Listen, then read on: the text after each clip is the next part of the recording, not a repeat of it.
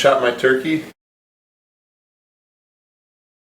and just going to show you guys a quick way how I cook up a turkey. It's actually pretty basic, pretty simple. Right away I get some bacon on because bacon makes everything wonderful and awesome.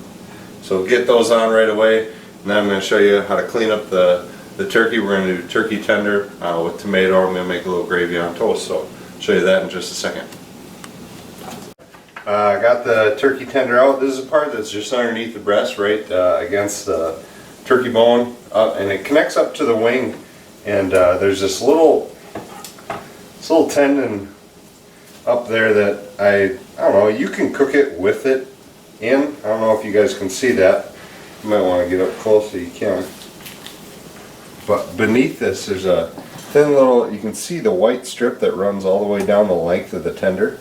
I don't know. I don't like eating it. It's kind of chewy. Doesn't provide any nutritional value. So all I do is I just take a sharp knife and I just kind of, almost like filleting a fish, I just kind of ride the knife down, trying to keep most of the tender intact.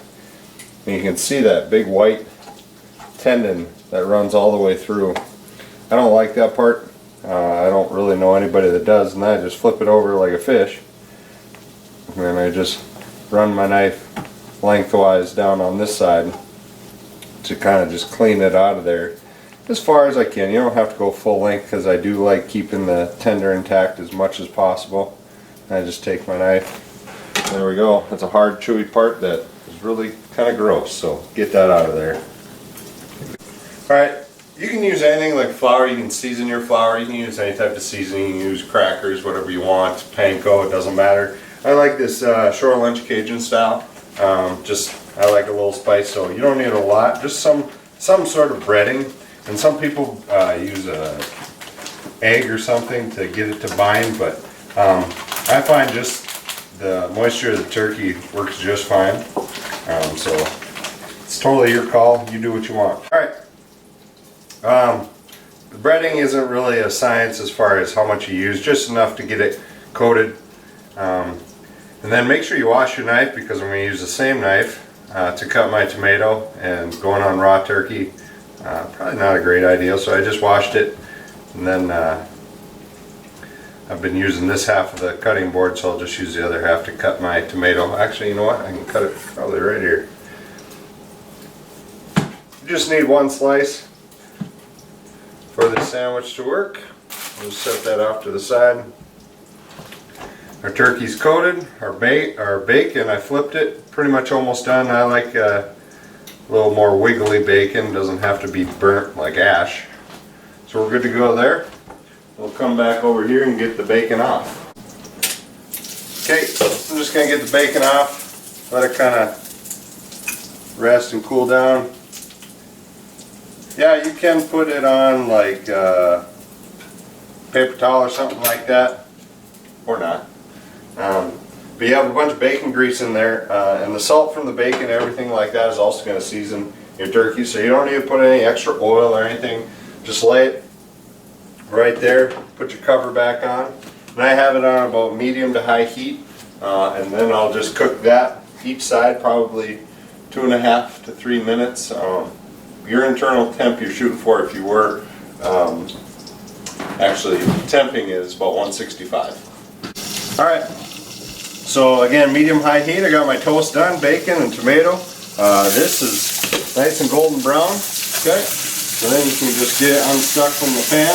Now we're going to use the oil, so don't get rid of that, because you know you can butter your toast or you can do whatever, but all you got to do now is all the drippings. You just take a little bit of flour. Again, it's not an exact science. I got about 1/4 cup here. But I probably actually won't use all of it. You take a little bit of milk. You definitely want to bring it to a boil, because if you don't, that flour tastes really starchy. And the salt from the bacon and stuff like that incorporates all in there, and it works really nice.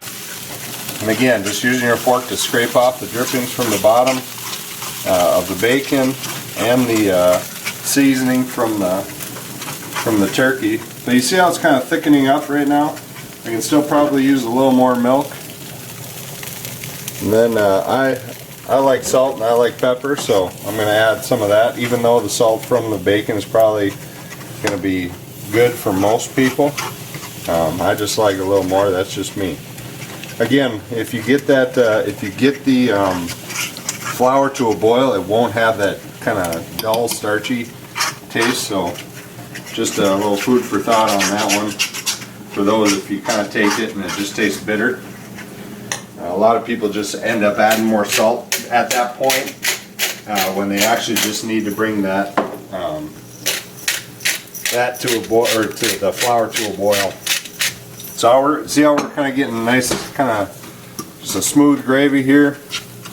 And once it's all done, we can start building our sandwich. All right. So now we can just throw on our tomato, throw on our bacon. And again, if you have heart problems, this probably isn't the sandwich for you. And well, I suppose I can just take my turkey, slide that right on top, and take our gravy. Again, you can use mayo, you can use butter on toast, but heck, you got the bacon grease and you got the drippings from the turkey. Why not just use all the same flavors going into there? And again, nothing wrong with a little extra bacon on the side. There you got yourself a turkey sandwich. Good turkey sandwich. So that's my take on turkey tenders, wild turkey tenders. So if you shoot one, give it a try.